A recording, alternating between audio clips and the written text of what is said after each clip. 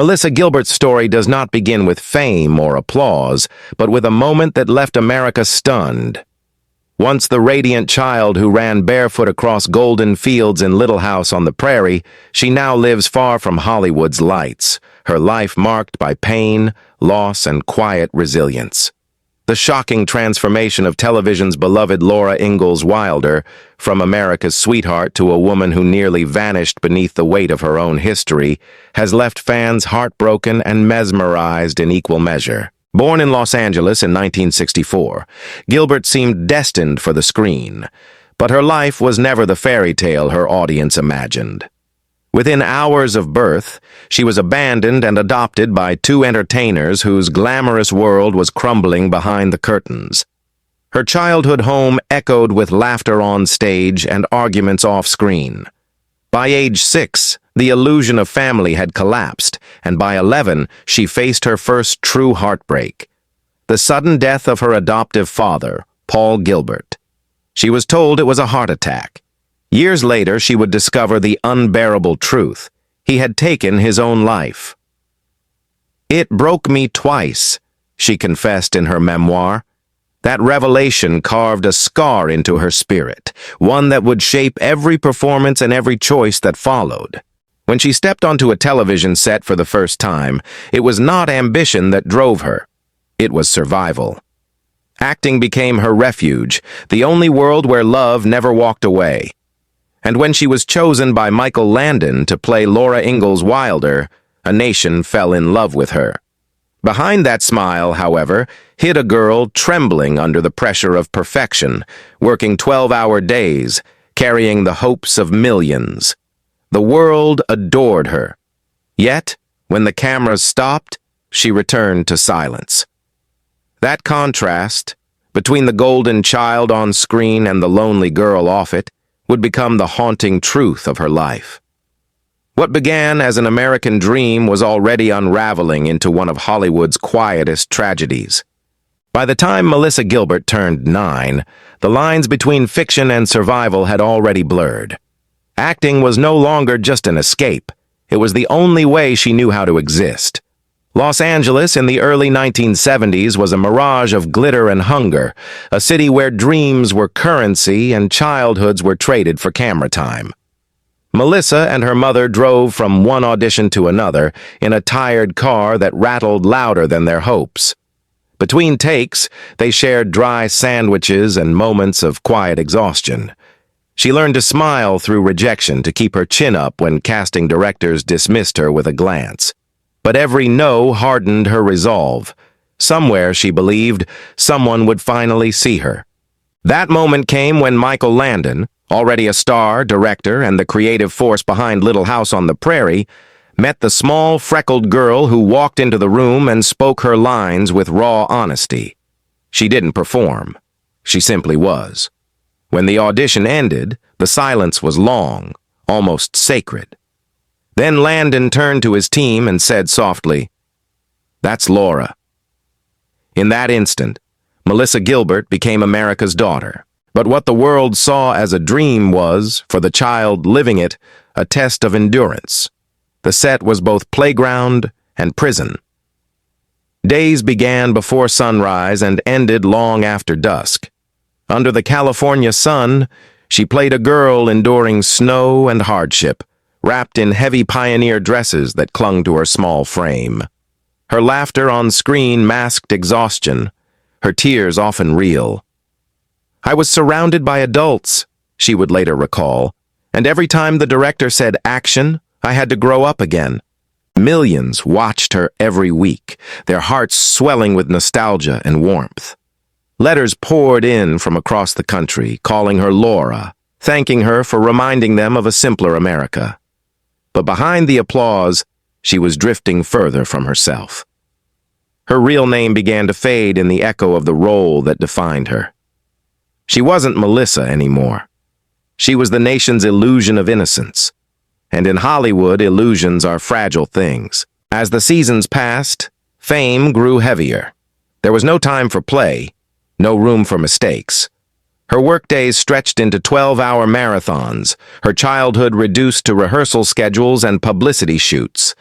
The smile that once came easily became a costume she could never take off. Each episode made her more beloved, yet more invisible.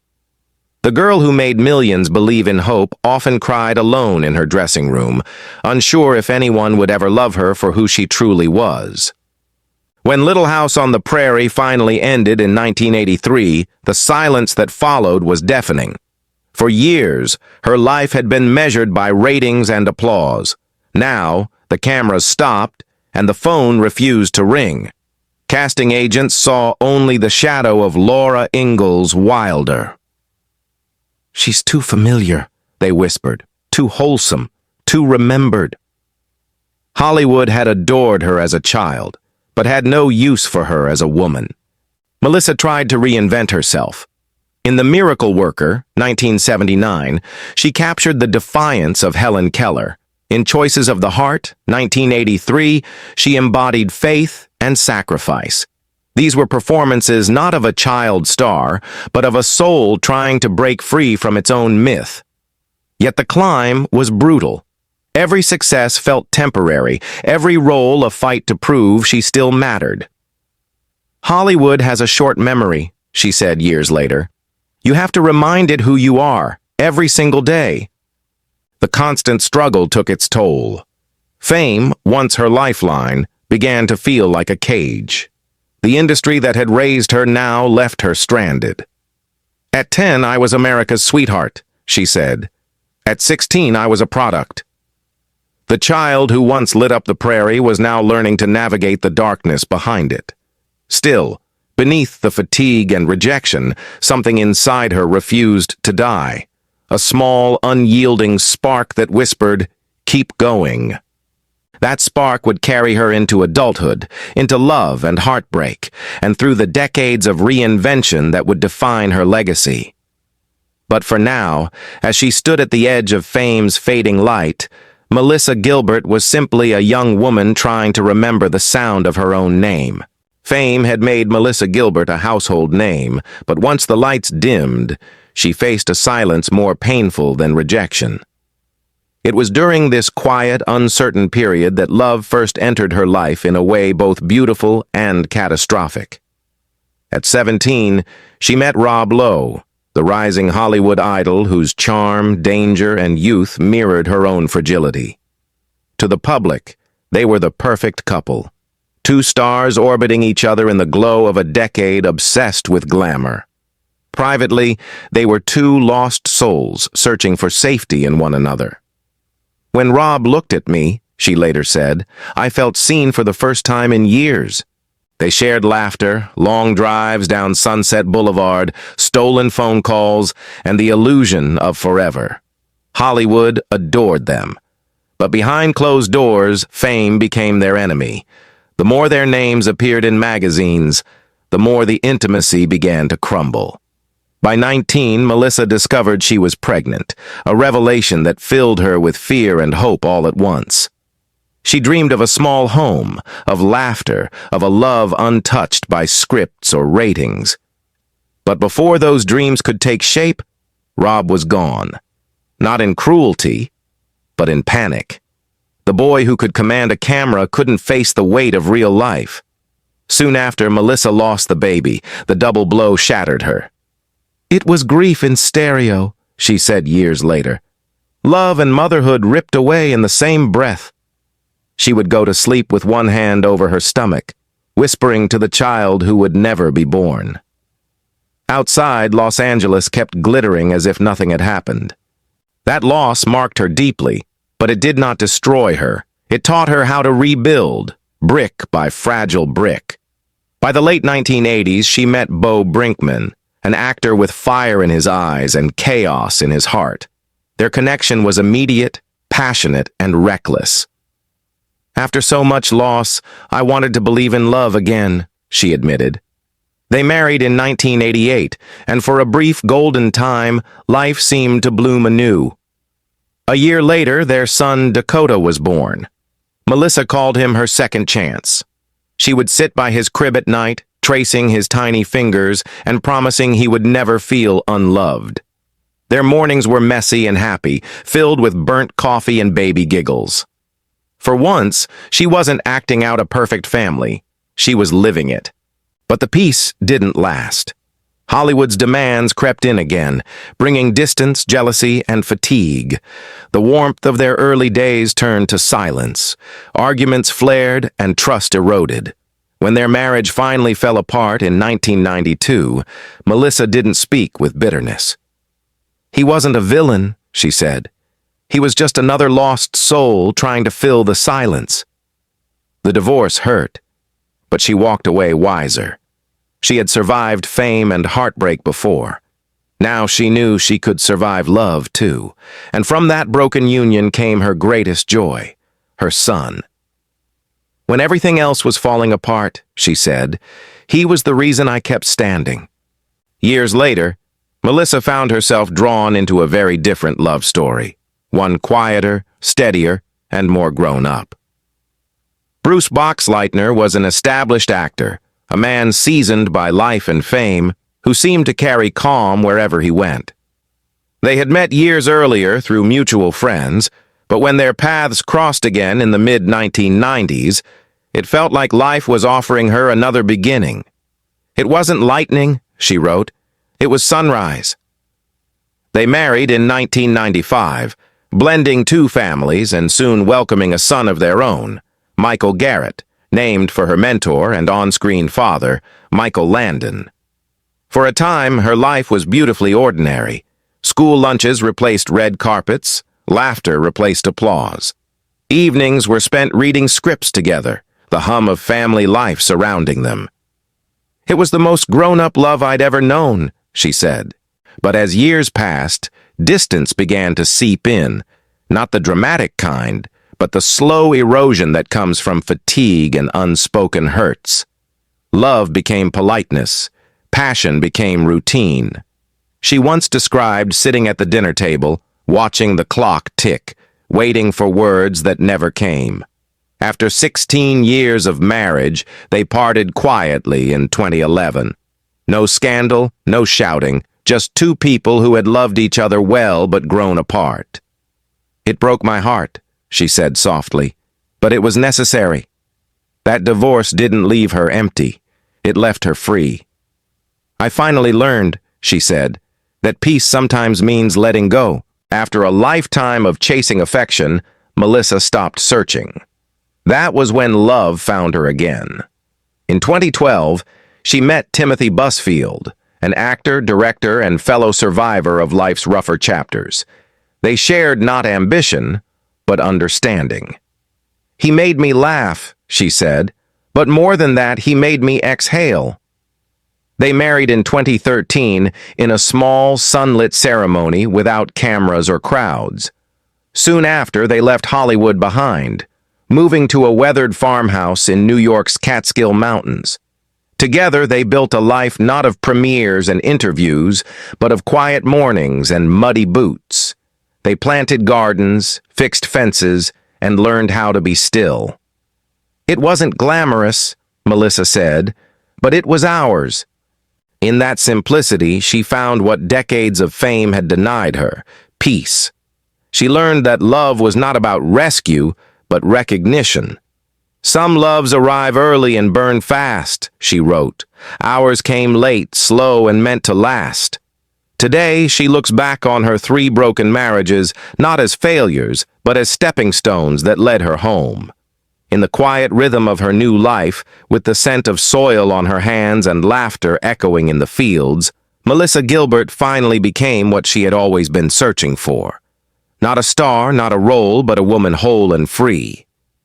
By her 50s, Melissa Gilbert had lived several lifetimes inside one body. Her face, once the emblem of innocence, now carried the stories of survival.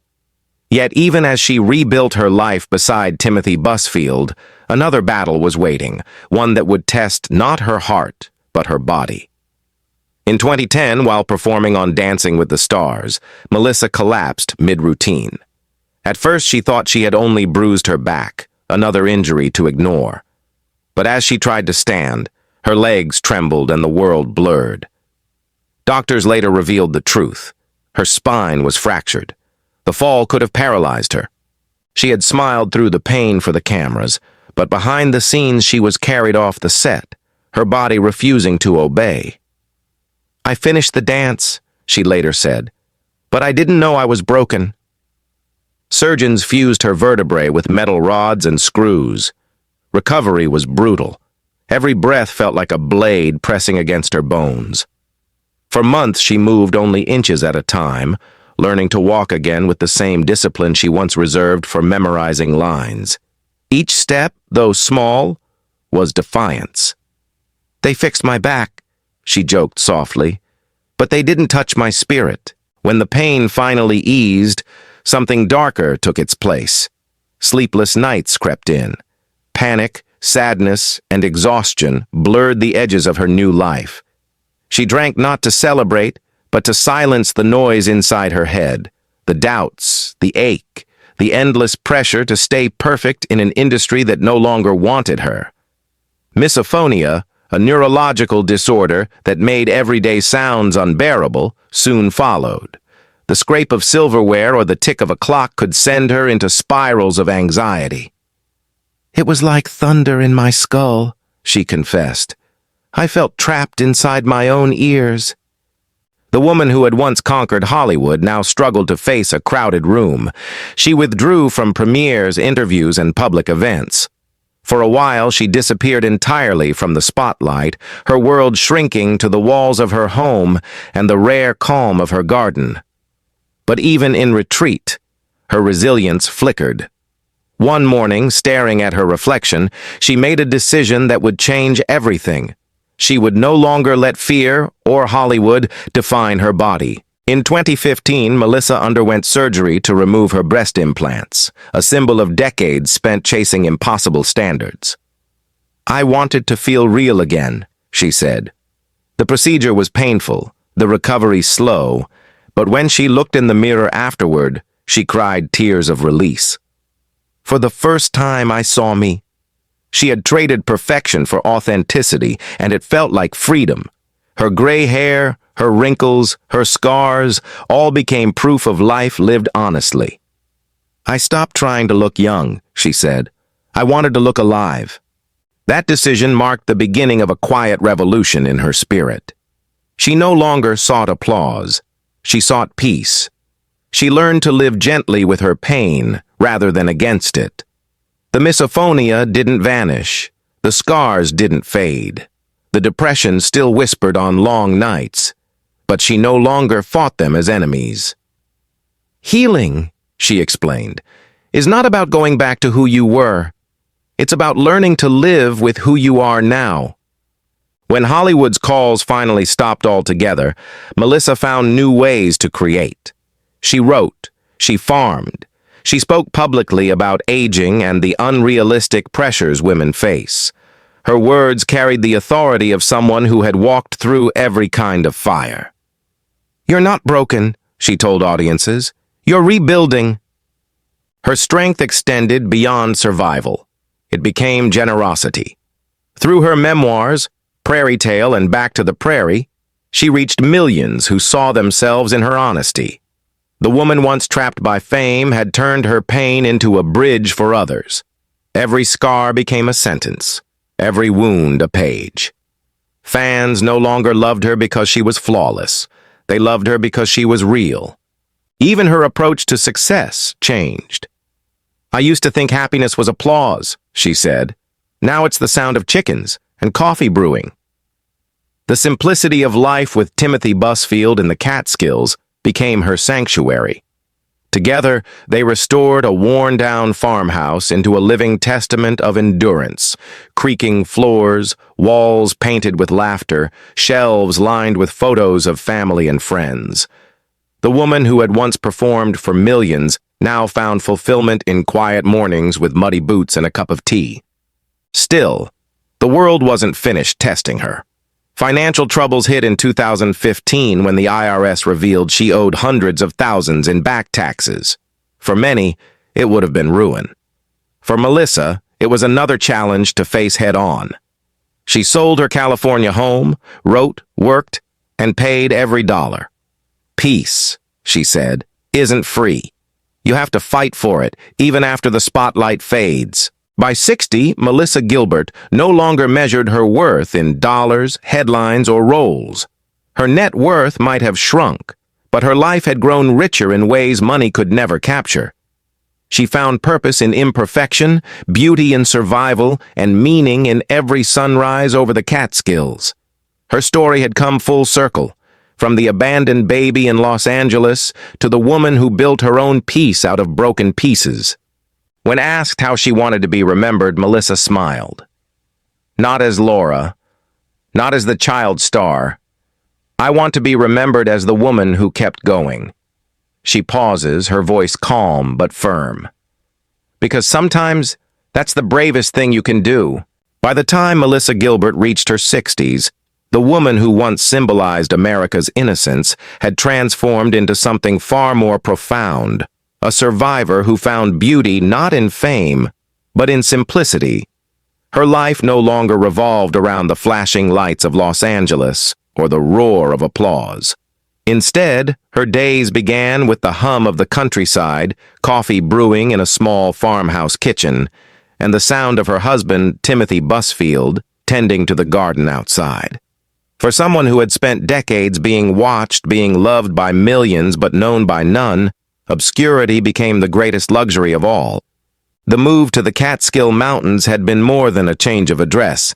It was an act of rebirth. When she and Timothy first bought their 14-acre farmhouse, it was falling apart, leaking roof, broken floors, crumbling paint.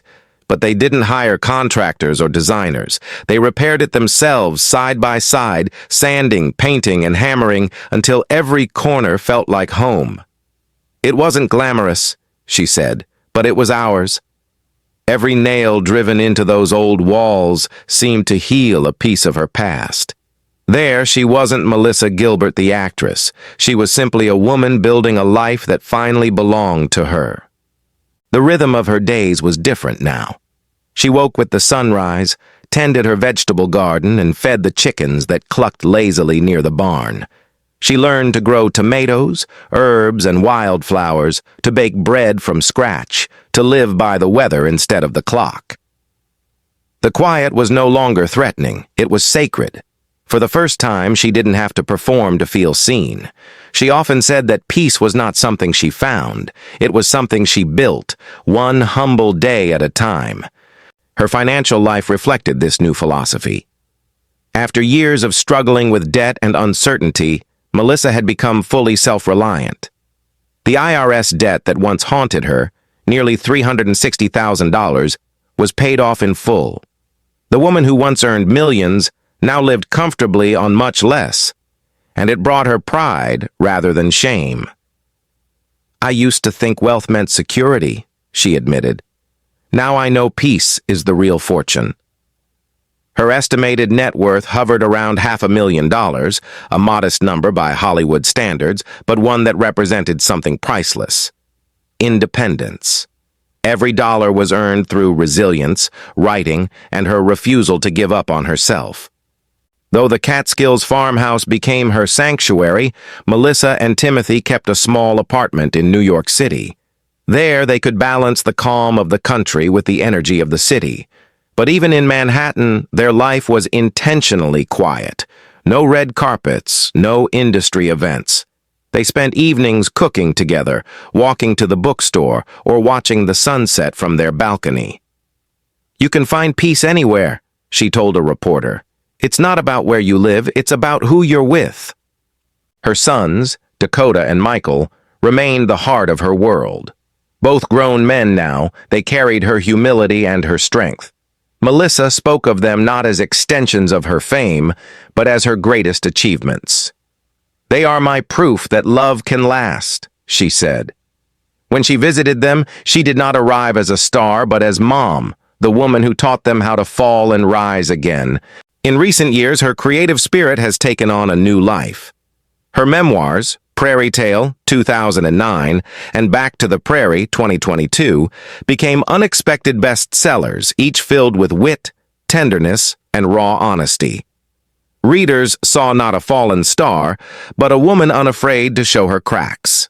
Through her writing, she reconnected with millions who had once watched her grow up, now inviting them into the deeper, unfiltered truth of her journey. The royalties weren't what drove her. It was the connection. Each letter from a reader, each shared story of survival, reminded her that her purpose had never been to entertain. It had been to remind others that no fall is final. Melissa also became a passionate advocate for women's health and aging with dignity. She spoke openly about menopause, depression, and body image, subjects Hollywood still preferred to hide. She helped raise over $200,000 for initiatives supporting mental wellness and self-acceptance, insisting that vulnerability was not weakness but power. "If my story helps one woman look in the mirror and feel enough," she said, "then everything I went through was worth it." The fame that once defined her has become a footnote to a much larger legacy. When fans recognize her now, it's not for her beauty or her roles. It's for her resilience. "You taught me how to keep going," one woman told her at a book signing, tears in her eyes. Melissa simply smiled, her hands calloused from the garden, her face lit with quiet gratitude.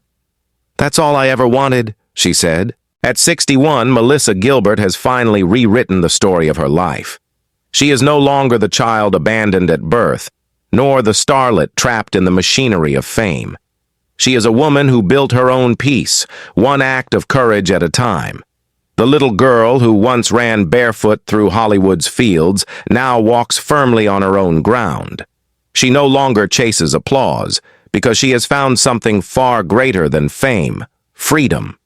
When asked recently what happiness means to her, she laughed softly. "It's waking up in the morning, hearing the wind in the trees, knowing everyone I love is safe. That's it. That's everything." And perhaps that is the most extraordinary part of Melissa Gilbert's story, that after decades of chaos, heartbreak, and pain, the woman America once knew as Laura Ingalls Wilder finally became something even more timeless, a testament to endurance, grace, and the quiet miracle of starting again. As the years passed, Melissa Gilbert's story stopped being one of survival and became a quiet anthem of renewal. The girl who had once defined an era of television now defined what it meant to live on one's own terms. At 61, she radiated a serenity that fame could never give and time could never take away. Yet beneath that peace lay a truth that stunned those who had followed her journey. The life she leads today is nothing short of a miracle. Her body still bears the traces of every fall, every scar, every sleepless night. The steel rods in her spine ache when the weather shifts. The faint tremor in her hands reminds her of the years when pain was constant. But she wears those reminders like medals of endurance. "Each mark tells me I survived," she said. In Hollywood, survival is its own kind of rebellion. The same industry that had once turned her into a symbol of eternal youth now looks at her gray hair and lined face as a curiosity. But she doesn't hide them. "I earned every line," she tells interviewers. "They're my proof of life." Her farmhouse in the Catskills remains her sanctuary, a world away from the chaos of studios and red carpets. On any given morning, she can be found barefoot on the porch, sipping coffee while the fog rolls over the hills. Timothy Busfield, her partner and equal, tends to the garden beside her. They laugh about the broken fences, the stubborn weeds, and the chickens that refuse to stay in their coop. It's an imperfect life, messy, unfiltered, wonderfully human, and that imperfection is what makes it sacred. "I spent decades pretending to live a perfect life," she once wrote. "Now I actually have a real one." Still, Melissa's peace is not passive. She uses her voice deliberately, through her writing, through advocacy, through the small but powerful example of living authentically. She has become a mentor to younger women in the entertainment world, urging them to reject the myth that success must come at the cost of self-worth. She speaks at events about body autonomy, mental health, and the pressure on women to remain eternally young. "Aging isn't losing beauty," she told an audience in New York. It's gaining the right to show your soul on your face. Her honesty disarms people. She doesn't deliver rehearsed speeches. She tells the truth, with humor and grace. Her advocacy extends beyond words.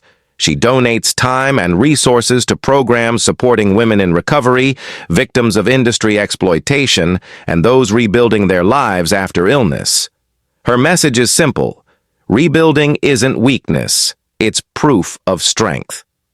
Her followers, many of them women who grew up watching Little House on the Prairie, now see her as more than an icon. They see her as a guide.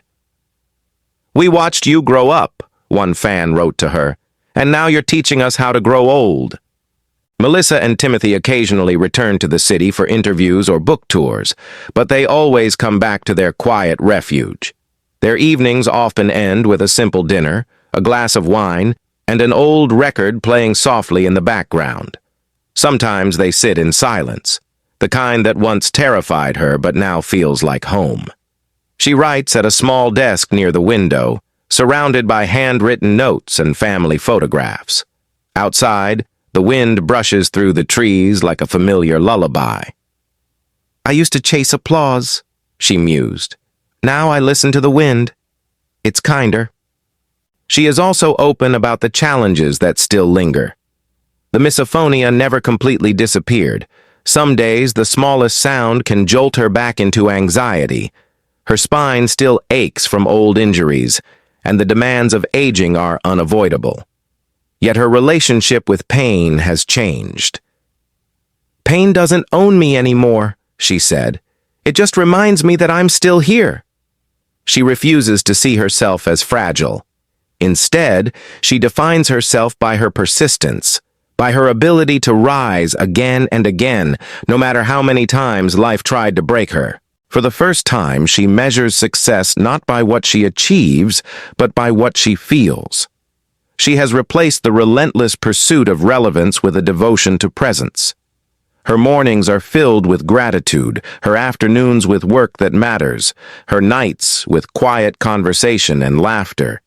Even the smallest rituals, watering her plants, watching the sunset, writing letters to friends, have become sacred acts of peace. When journalists ask her if she misses Hollywood, she smiles. "I don't miss the spotlight," she says. "I miss Michael Landon sometimes. I miss the laughter on set. But I don't miss the pressure to be someone I'm not." The memory of Landon, who mentored her and treated her like family, remains a guiding light. She still speaks of him as if he's beside her, urging her forward with that same calm wisdom he once shared on set. Today, Melissa Gilbert's story is not a tragedy. It's a triumph carved from the bones of struggle. She has faced abandonment, loss, heartbreak, illness, and failure, and turned them all into a kind of grace. She is living proof that the most extraordinary stories are not about fame or fortune, but about the quiet courage to keep going when no one is watching. Sometimes on soft summer evenings, she and Timothy sit outside as the sun sinks behind the hills. The sky glows gold, the same color as those prairie fields that once defined her youth. She doesn't run through them anymore. She walks, steady and sure, the earth firm beneath her feet. The woman who once played America's little girl has finally grown into America's quiet strength. Her story reminds us that life is not a straight line from glory to despair. It's a circle that leads us again and again back to peace, to, "After everything," she said recently, "I finally understand what happiness is. It's not applause. It's not perfection. It's being able to breathe and know you've made it through." And as the last light fades over her farmhouse, Melissa Gilbert, once the child star who carried the hopes of a nation, sits in that fading glow, utterly unafraid of the dark. By her early 60s, Melissa Gilbert had quietly become something that few celebrities ever managed to be: content. She had spent her childhood chasing love on television sets, her adulthood chasing approval in Hollywood boardrooms, and her middle years chasing recovery from heartbreak and illness. Now, she chased nothing at all. Her life had slowed to a gentle rhythm. one defined not by deadlines or premieres, but by the rise and fall of the sun over the Catskill Mountains. The world that once demanded her perfection had long since moved on, yet her story was still unfolding in the most unexpected and beautiful way. Every morning began the same way. The light spilled through the old farmhouse windows, brushing against the wooden floors that she and Timothy had restored by hand. She brewed coffee, the scent mixing with the earthiness of the fields outside. Timothy would be out in the garden or fixing something in the barn, whistling off-key, and she would smile, remembering how different her life used to sound, the constant buzz of cameras, the endless chatter of assistants, the sharp clatter of expectation. Now the loudest sound was the wind. "It's the most peaceful noise I've ever heard," she said once. Her body had aged, but she carried it with pride. The faint lines around her eyes and mouth were not flaws but stories, the evidence of laughter, tears, and survival. She often posted unfiltered photos on social media, a quiet rebellion against the airbrushed perfection of celebrity culture. "I'm not here to be a fantasy anymore," she wrote. "I'm here to be real." Her openness struck a chord. Fans who had grown up watching her as Laura Ingalls Wilder now looked to her again, not as a child star but as a teacher in resilience. Melissa's words carried more weight than ever before. She had become a symbol of aging gracefully, of defying the myth that life peaks in youth. Her books continued to sell steadily, her essays shared by thousands. When she spoke at women's conferences, the rooms filled with people eager to hear the truth from someone who had lived every version of a woman's life: daughter, mother, wife, survivor, and finally, herself. She didn't lecture. She confided. "I used to think the goal was to have it all," she said at one event. "Now I know the goal is to feel whole." Her life was not without struggle, but she had made peace with struggle itself. Chronic pain from her spinal injury came and went, but she managed it with meditation, light exercise, and compassion for her own limits. She learned to listen to her body instead of punishing it for slowing down. "When I was young," she said, "I thought strength meant pushing through. Now I know strength is learning when to rest." The financial simplicity she cultivated became another form of freedom. Her home in the Catskills was modest but filled with warmth, sunlight streaming through restored windows, shelves lined with family photos, the piano that Timothy sometimes played at night. They still kept their small New York apartment where they stayed when she had book events or interviews, but it was the farmhouse that felt like her true heart. "Every inch of it has our fingerprints," she said. "We built our peace here." Her two sons visited often. Dakota, her firstborn, had inherited her reflective nature, while Michael carried her humor and charm. Seeing them grown, kind, and stable filled her with quiet pride. "They are my life's greatest story," she said. She was no longer chasing roles, reviews, or relevance. She was nurturing what mattered most: connection, love, and calm. She and Timothy shared that same philosophy. Their marriage, now more than a decade old, was grounded in friendship as much as love. They argued, as all couples do, but they always circled back to laughter. "We don't try to be perfect," she said. "We try to be honest." On weekends, they took walks along the trails near their property, hand in hand, talking about everything and nothing. They didn't need grand gestures. They had time, and time was enough. Occasionally, Melissa returned to television, not as a starlet, but as herself, in documentaries or interviews reflecting on her long career. She spoke candidly about how Hollywood shaped her and almost broke her, yet her tone was not bitter. It was wise, even tender. "Hollywood gave me everything," she admitted, "but it also took everything until I learned to take it back." That balance of gratitude and forgiveness defined her.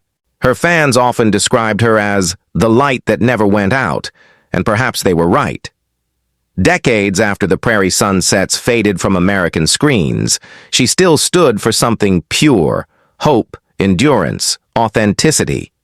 Her journey from abandonment to fame, from pain to peace, wasn't just a celebrity story, it was a human one. Sometimes, on quiet evenings, Melissa and Timothy sat outside on their porch, the same way they did when they first moved to the Catskills. The sky stretched wide above them, painted in gold and violet. The chickens settled in for the night, and the world seemed to exhale. She would rest her head on his shoulder and whisper, "Can you believe this is our life?" He would smile, and for a long moment, they would say nothing. They didn't have to. Her story, once filled with applause and heartbreak, now ended each day in silence. And that silence was the sound of peace earned, not given. Melissa Gilbert had lived through fame, loss, and reinvention. And what remained was something infinitely greater than celebrity: truth. And in that truth, she found everything she had ever searched for: a home, a purpose, and the quiet certainty that the light inside her would never fade again. In her early 60s, Melissa Gilbert's story had become a living testament to endurance. But what made it extraordinary was how quietly it all unfolded. She no longer belonged to Hollywood's frantic rhythm. She had built her own rhythm, a slower, richer pulse that matched the rise and fall of the land around her. The farmhouse in the Catskills was no longer just a home. It was the embodiment of everything she had fought for: freedom, authenticity, and peace. Yet her life was far from static. Even in this stillness, she continued to evolve, deepening her understanding of what it means to live truthfully after a lifetime spent performing for others. In recent years, Melissa has become something of a philosopher in denim and boots, a voice for people learning to embrace aging rather than fear it. She writes essays and speaks publicly about the importance of transparency, not as a performance of confidence, but as an act of liberation. "We spend our lives trying to prove we're enough," she often says. "Then one day, if we're lucky, we realize we always were." Those words resonate deeply with audiences who have followed her since childhood. They grew up with her on the Prairie, and now they grow older with her, guided by her example of aging with grace rather than apology. Her online presence mirrors that same authenticity. On social media, where so many chase validation through filters and perfection, Melissa posts photos of her garden, her graying hair, or the wrinkles around her eyes. Her captions are thoughtful, often tinged with humor. "This is 61. It comes with creaky knees and a very happy heart." Thousands respond, not with envy, but with gratitude. She has turned what once felt like a decline into a revolution of acceptance. In a world terrified of time, Melissa Gilbert has made aging look like an act of quiet courage. But her days aren't all serenity and reflection. She remains deeply engaged with the world, writing new essays, mentoring young women in entertainment, and supporting causes close to her heart. She's become particularly vocal about the mental health crisis in creative industries, where burnout, body image, and loneliness are often masked by success. "I know what it feels like to smile for millions and cry alone," she once said. "If I can help even one person feel less alone, then all the pain was worth it." Her advocacy work has helped raise funds and awareness for organizations that support therapy access and recovery programs for artists, writers, and actors navigating the same struggles she once endured in silence. At home, she and Timothy live what she calls the blessed ordinary. They cook, argue, make up, plant, and rebuild whatever nature or time wears down. She loves to tell the story of how one storm ripped the roof of their chicken coop clean off. Instead of panicking, they laughed, grabbed their raincoats, and fixed it together in the downpour. "It was chaos," she said, "but it was love." That has become her guiding philosophy. Love not as a cinematic explosion, but as a series of small acts of kindness, resilience, and humor shared in the middle of everyday life. Her work as a writer continues to evolve too. After the success of her memoir, Back to the Prairie, she began sketching ideas for a new book, one that blends her love of storytelling with her deep understanding of healing. She doesn't plan it as a celebrity confession, but as a reflection on transformation. "I don't want to write about what happened to me," she said in an interview. "I want to write about what it made of me." Her readers, many of whom have followed her since her teenage years, eagerly await it, not out of curiosity for gossip, but for the wisdom she distills from pain. There are still moments when the ghosts of her past drift through. Sometimes she dreams of the old sets of Little House on the Prairie, the sun-soaked fields, Michael Landon's reassuring voice, the simplicity of those long days on camera. But she doesn't long to return. "That little girl will always be part of me," she says, "but she's finally safe now." That peace, after a lifetime of striving, might be her greatest achievement. On certain evenings, when the air smells of rain and wood smoke, Melissa walks down the dirt path behind her home, where the fields stretch wide toward the horizon. The landscape reminds her of the one that shaped her in fiction, the prairie she once ran across barefoot as Laura Ingalls Wilder. She stops sometimes, closes her eyes, and listens to the soft hum of nature, the same kind of silence that once terrified her. Now it feels like music. "This," she whispers, "is everything I was running toward." As twilight deepens, she and Timothy light a lantern on the porch. They talk about the day, about the friends they've lost, the children they've raised, and the dreams that remain. There's laughter, always laughter, and the kind of contentment that can only come after years of noise and struggle. Melissa's life is not perfect. It never was, but it has finally become whole. If her story teaches anything, it's that peace is not found in applause, success, or even love. It's found in acceptance. It's the understanding that every broken piece has a purpose, that every scar can turn to strength. For Melissa Gilbert, the Prairie was never just a set. It was a prophecy, a wide-open world where hardship meets hope, where innocence gives way to endurance, and where even the smallest flame can light the longest night. As the stars emerge above her quiet home, Melissa sits with the man who helped her rediscover the meaning of love. They don't need words anymore. They've earned the silence. It is in that silence, surrounded by the hum of crickets and the warmth of shared breath, that her long, complicated, beautiful journey finds its truest ending. Not in fame, not in tragedy, but in peace. As Melissa Gilbert's story continued into her mid-60s, it evolved beyond biography. It became philosophy in motion. Everything she had endured, from childhood abandonment to broken marriages and physical pain, had distilled into a single, luminous lesson. Peace must be built from the inside out. The little girl who once searched for home in the applause of strangers now found it in her own steady heartbeat, in the smell of pine and earth, in the ordinary rhythm of days that no longer needed to impress anyone. Each morning began before the world was fully awake. The Catskills air hung cool and sharp. Mist clung to the fields like memory. Melissa padded barefoot through the house, her dogs trailing behind, the floorboards creaking softly beneath her. She brewed coffee and opened the windows, letting in the sounds of roosters and the faint hum of the nearby creek. To anyone else, it might have looked like nothing. To her, it was everything she'd ever wanted, a day beginning without fear. Her creative energy, once consumed by the demands of studios and scripts, had found a new home in the quiet work of writing. At her small wooden desk, she scribbled notes for essays, short reflections, and what she called letters to my younger self. She wrote about forgiveness, resilience, and the strange freedom that comes with aging. The words flowed differently now, less urgent, more honest. "I used to write to prove something," she explained. "Now I write to understand." Publishers continued to reach out for new projects, but she chose only those that felt meaningful. Fame had lost its pull. Truth had replaced it.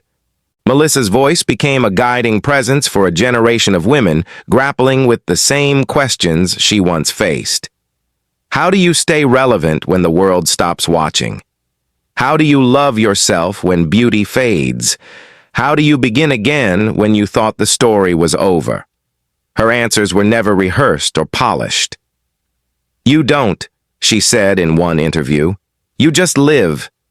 And one day, you realize you've already begun again." Her connection to the past softened with time. She no longer saw her years in Hollywood as a wound, but as a chapter that gave her strength. The fame that had once suffocated her now felt like a distant echo, important, but no longer defining. She still watched reruns of Little House on the Prairie sometimes, especially the episodes with Michael Landon. The nostalgia was bittersweet, but not painful. "He believed in me when I didn't believe in myself," she said quietly. "He taught me how to find light in the darkest moments." Melissa's marriage to Timothy deepened with each passing year. They had learned the rare art of quiet companionship, the kind that doesn't need fixing, only presence. They worked the land together, shared long walks, and read aloud from books they both loved. Arguments came and went, but they no longer scared her.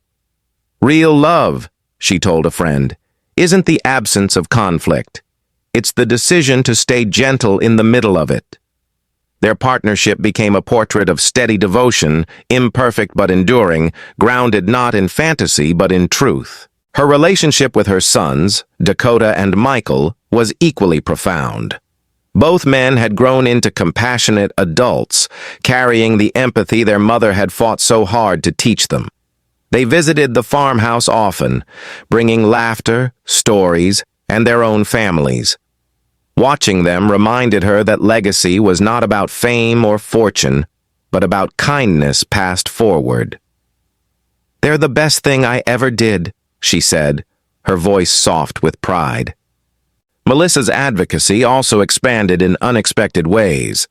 She began partnering with mental health organizations and community farming initiatives, merging two causes close to her heart, healing the mind and healing the earth. She believed both required patience, nurturing, and humility. Her appearances at events were never grandiose. She preferred intimate conversations, face-to-face connections that felt real. "When someone tells me my story helped them keep going," she said, "it feels like all the pain was worth it." She also found joy in teaching, informally at first, then more intentionally. She began offering small workshops and retreats for women seeking creative renewal. Set on her property, they were simple gatherings of storytelling, cooking, and reflection. No makeup, no filters, just honesty. "We come together to unlearn the noise," she explained. Participants left changed, carrying with them a piece of her quiet strength. Physically, Melissa moved more slowly now, but her energy glowed with an almost spiritual calm. She meditated, tended her garden, and practiced gratitude like a daily prayer. The body that had once betrayed her had become her teacher. Every scar, every ache, every gray hair was a reminder of survival. She didn't fear time anymore. She trusted it. "I spent years trying to outrun it," she laughed. "Now I walk beside it." Evenings in the Catskills often ended with her and Timothy sitting outside, wrapped in blankets as the stars appeared one by one. They talked about everything and nothing, the strange beauty of aging, the wonder of still finding laughter after so many storms. Sometimes neighbors joined them for dinner, and the house filled with the sounds of clinking glasses and easy conversation. Those gatherings, warm and unpretentious, were Melissa's favorite moments. "This is what success looks like," she'd say, looking around the table. "Peace, love, and a home full of laughter." Her journey had come full circle. From a lonely child longing for connection to a woman surrounded by love, Melissa Gilbert had rewritten what it means to live a meaningful life. Her fame might have faded, but her impact had only deepened. She was no longer the little girl America adored. She was the woman it could look up to. As night fell over her farmhouse, she often found herself reflecting on that little girl who once stood barefoot in front of cameras, trying to smile through the ache. If she could speak to her now, she would say, "You made it. You found home." And in that quiet, with the crickets singing and the stars burning steady above her, Melissa Gilbert, the child who once carried America's hope on her small shoulders, finally carried her own, gently, gracefully, and without fear.